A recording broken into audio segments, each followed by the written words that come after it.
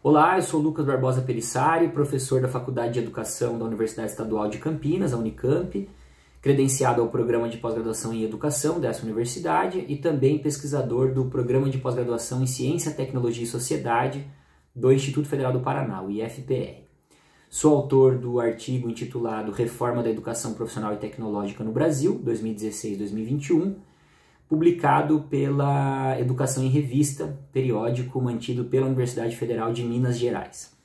Meu objetivo com o artigo é analisar resultados do processo de contrarreformas vivido pela educação brasileira recentemente no campo da educação profissional e tecnológica, ou seja, no campo da EPT. Para isso, recorro a um ferramental teórico específico, proveniente da teoria política poulanziana, a partir das elaborações oriundas da ciência política de Nikos Poulantzas, particularmente no livro Poder, Política e Classes Sociais.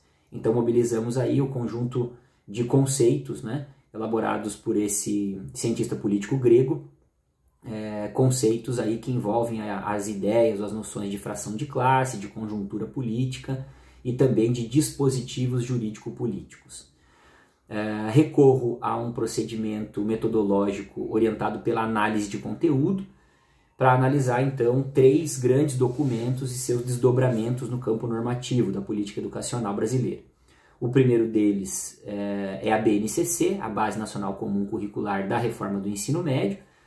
O segundo é o Programa Novos Caminhos, implementado pelo governo federal brasileiro a partir de 2019, que tem como objetivo a oferta da educação profissional, especificamente do itinerário formativo técnico e profissional da atual reforma do ensino médio. E, em terceiro lugar, analiso as diretrizes curriculares nacionais da educação profissional e tecnológica, documento exarado pelo Conselho Nacional de Educação em janeiro do ano de 2021.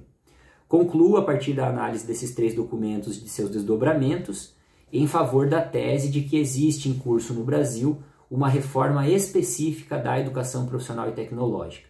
Isso significa dizer que esse campo da política educacional sofre um conjunto de transformações que tem seus contornos específicos, mas que contornos esses, resultados esses que são produto, na verdade, desse contexto mais geral de contrarreformas educacionais de natureza neoliberal. Então, esse conjunto de contrarreformas, que tem como núcleo a reforma do ensino médio, produz em outros campos da política educacional uma série de resultados. Eu estou analisando aqui especificamente esse resultado que eu denomino reforma da educação profissional e tecnológica. Para isso, fazemos um contexto conjuntural, analisamos o contexto conjuntural do período, especificamente dos governos Temer e Bolsonaro, defendendo a ideia de que esse período é marcado por uma articulação entre a aplicação de uma agenda ou de um conjunto de medidas neoliberais que estão articuladas a um contexto autoritário denominado aqui pela ciência política especificamente de neofascismo. Então essa articulação do neoliberalismo com o neofascismo é o terreno propício para a implementação desse conjunto de contrarreformas educacionais que impactam então na EPT no sentido de produzir uma reforma da EPT.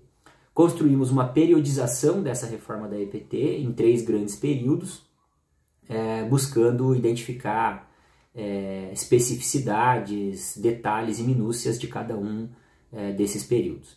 Finalizamos então apontando para projeções futuras do conjunto, para o conjunto da educação profissional no Brasil, buscando apontar possibilidades de análise, possibilidades de trabalhos futuros que deem conta de analisar e mobilizar processos de resistência e de lutas, enfrentamentos a esse período atual, que é, como o próprio nome diz, caracterizado por contrarreformas, ou seja, reformas que se dão no sentido contrário aos interesses mais gerais dos trabalhadores, das classes populares.